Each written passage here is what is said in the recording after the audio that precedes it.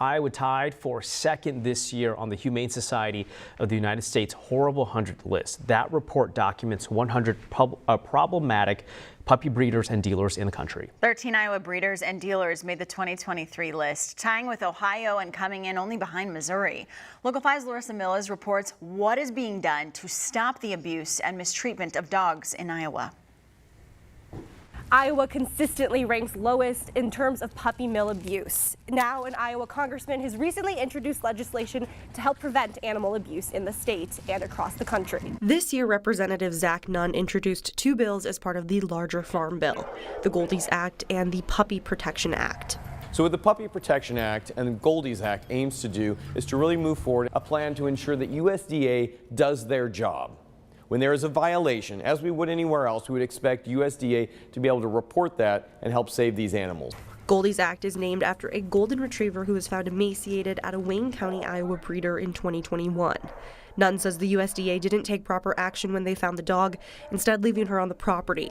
She eventually had to be euthanized. There is no reason in this day and age that USDA's failure to act should result in this kind of horrific environment. Preston Moore is the Iowa State Director for the Humane Society of the United States. He says the current set of regulations dog breeding and puppy mill facilities have to follow are in the Animal Welfare Act, which was signed into law in 1966.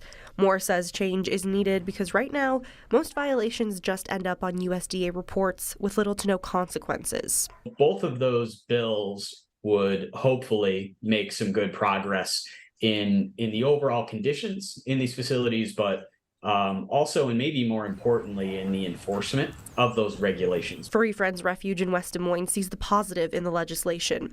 Britt Gainey with the shelter says groups like theirs don't have the resources to take in hundreds of dogs at a time.